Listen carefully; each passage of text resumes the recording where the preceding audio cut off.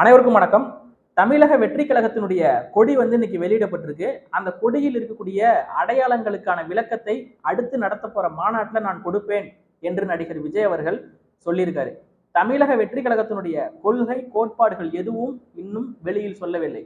தமிழக வெற்றி கழகத்தினுடைய தலைவர் நடிகர் விஜய் அவர்கள் தமிழ்நாட்டில் இருக்கும் வேறு எந்த கட்சியையும் இதுவரை ஒரு வார்த்தை கூட விமர்சிக்கவில்லை.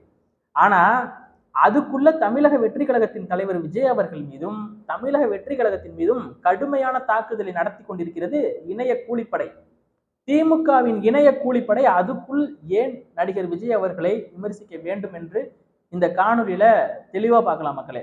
நடிகர் விஜய் அவர்கள் அரசியலுக்கு வந்தா அவரை எதிர்க்கக்கூடிய முதல் ஆள் அண்ணன் சீமானாகத்தான் இருப்பார் அப்படின்னு பல நபர்களின் எதிர்பார்ப்பா இருந்தது. குறிப்பா யார் எதிர்பார்த்தாங்க அப்படின்னா திராவிட உடன்பிறப்புகளும் திமுகவின் தலைமையும் எதிர்பார்த்தது. எதற்கு? அவர்களின் சூழ்ச்சியை தமிழர்களை பிரித்தாளும் சூழ்ச்சி தான். நம்மளை நமக்குள்ள மோதிக்க விட்டுட்டு அவங்க குளிர் காஞ்சிட்டு போயிடுவாங்க. எடுத்துக்காட்டுக்கு ஒரு விஷயத்த சொல்லணும் அப்படின்னா மேல் பாதி கோவில் பிரச்சனையை சொல்லலாம். கோவிலுக்குள்ள விட்டா வன்னியர் சமுதாயம் கோச்சுக்கும், கோயிலுக்குள்ள உடலைனா பறையர் சமுதாயம் கோச்சுக்கும். அதனால பொதுவா என்ன பண்றாங்க, கோவில் இழுத்து பூட்டு போட்டாங்க. சமூக நீதியை அந்த இடத்துல நிலைநாட்டிட்டாங்க. வன்னியர்களும் திமுகவுக்கு ஓட்டு போடணும், பறையர்களும் திமுகவுக்கு ஓட்டு போடணும். ஆனா வன்னியரும் பறையரும் ஒரு காலத்திலையும் ஒண்ணு சேர்ந்துடக்கூடாது. நான் சொல்லக்கூடிய அரசியல் உங்களுக்கு நுட்பமா புரியும்னு நினைக்கிறேன். இதைத்தான் இவர்கள் விரும்புகிறார்கள். அண்ணன் சீமான் அவர்கள் நடிகர் விஜயை ஏன் எதிர்க்க வேண்டும் என்று இவர்கள் எதிர்பார்த்தார்கள்னா, கொள்கை அடிப்படையில் அண்ணன் சீமான் அவர்கள் அடிக்கடி ஒரு விஷயத்த சொல்லுவாரு. நடிகர்கள் என்பதாலேயே இந்த நாட்டை ஆள அவர்கள் தகுதியான ஒரு நபர்கள் கிடையாது. அதனாலதான் ரஜினிகாந்த் அவர்கள் கடுமையா எதிர்த்தாங்க அரசியலுக்கு வரும்போது. அவரை ஒரு பிறப்பால் ஒரு கன்னடர் என்பதாலும் எதிர்த்தோம், அது வேற விஷயம். ஆனா அதையும் தாண்டி ரஜினிகாந்த் அவர்கள் மீது மிகுந்த மதிப்பு மரியாதை இருக்கு. அவர் ஒரு சிறந்த நடிகர், அதுல எந்தவித மாற்று கருத்தும் இல்லை. ஆனால் தமிழ்நாட்டை தமிழர்களே ஆள வேண்டும் என்பது எங்களுடைய ஒரு மிகப்பெரிய கனவு. உலகம் முழுக்க இருக்கக்கூடிய தமிழர்களின் மிகப்பெரிய எதிர்பார்ப்பு. அதற்கு காரணம் கேட்டீங்கன்னா நாங்க பல்வேறு விஷயங்களை சொல்லிக்கிட்டே போவோம். முதன்மையான ஒரு விஷயம் என்ன அப்படின்னா, 2009 எங்கள் இனம் செத்து ஒழியும் போது தமிழ்நாட்டு தலைவர்கள் நாங்கள் பதவி விலகுவோம் என்று சொல்லி கடைசி வரைக்கும் பதவியை விலகாமல் இருந்ததற்கான காரணம் எங்கள் இன சாவை பற்றி அவர்களுக்கு அக்கறை கிடையாது. ஏனென்றால் அவர்கள் தமிழர்கள் கிடையாது. தமிழ் ரத்தம் ஓடி இருந்ததுன்னா என் இன சாவை சகிச்சுக்க முடியாம உடனடியா பதவி விலகி இருக்கலாம். அப்படி பதவி விலகி இருந்தா என்ன ஆகும்? இந்தியாவின் ஆட்சி கவிழ்ந்திருக்கும். இந்தியாவின் ஆட்சி கவிழ்ந்திருந்தா என்ன இருக்கும்? உலகத்தில் உள்ள அத்தனை சர்வதேச ஊடகங்களும் இந்தியாவை நோக்கி உற்று நோக்கி இருக்கும். எதற்காக இவ்வளவு பெரிய வல்லாதிக்க நாடான இந்தியாவின் ஆட்சி வீழுது அப்படிங்கிற ஒரு கேள்வியை எழுப்பியிருப்பாங்க. தமிழ்நாட்டு தலைவர்கள் பதவி விலகியதால் இந்தியாவின் ஆட்சி வீழுது. உடனடியாக தமிழ்நாட்டு தலைவர்களை நோக்கி ஊடகங்கள் எல்லாம் வந்திருக்கும். எதற்காக நீங்க பதவி விலகுனீங்க?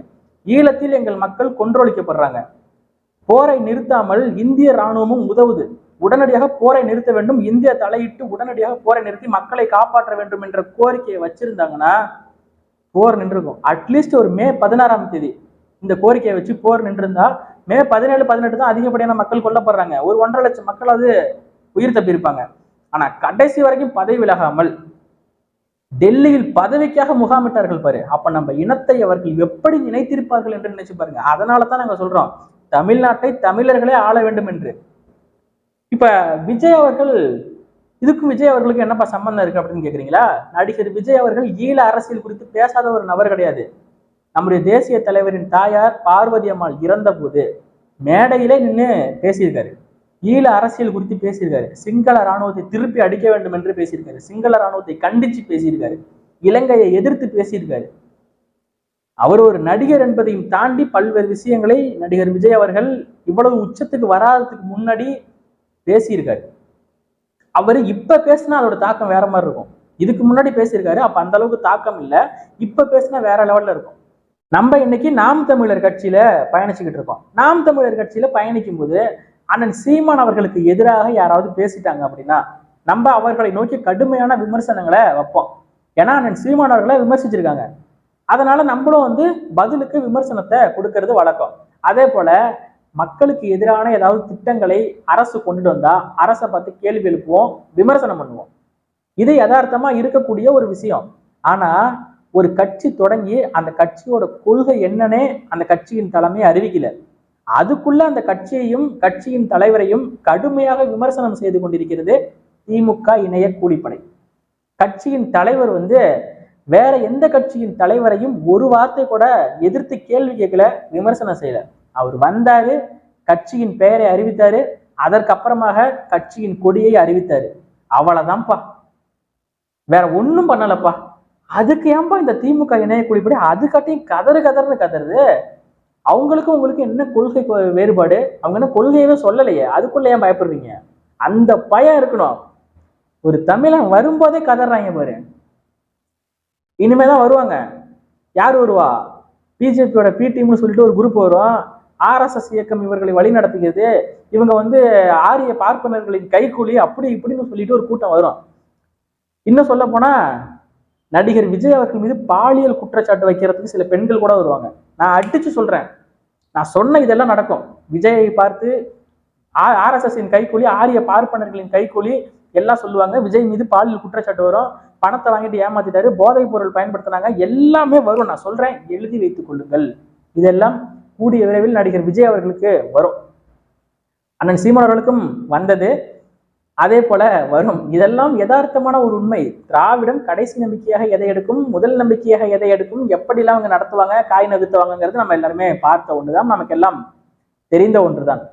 இது ஒன்றும் நமக்கு புதிதான அரசியல் கிடையாது. இது நம்ம தொடர்ந்து பார்த்துக்கிட்டு இருக்கோம். போலியான நபர்களை அம்பலப்படுத்திக்கிட்டு இருக்கோம். களத்துல இன்னைக்கு மிகப்பெரிய லட்சக்கணக்கான ஒரு கூட்டத்தை, விழிப்புணர்வு உள்ள கூட்டத்தை அண்ணன் சீமான் அவர்கள் உருவாக்கி இருக்காரு. நடிகர் விஜய் அவர்களுக்கு அப்படி ஒரு கூட்டம் இருக்கிறதா என்று எனக்கு தெரியவில்லை. ஆனா இன்னைக்கு வந்து பாத்தீங்கன்னா டிஎம்கே ஐடிவி என்கிற ஒரு எக்ஸ் வலைதள பக்கத்துல இன்னைக்கு ஒரு பதிவு போட்டுட்டு கொஞ்ச நேரம் கழிச்சு நீக்கியிருக்காங்க.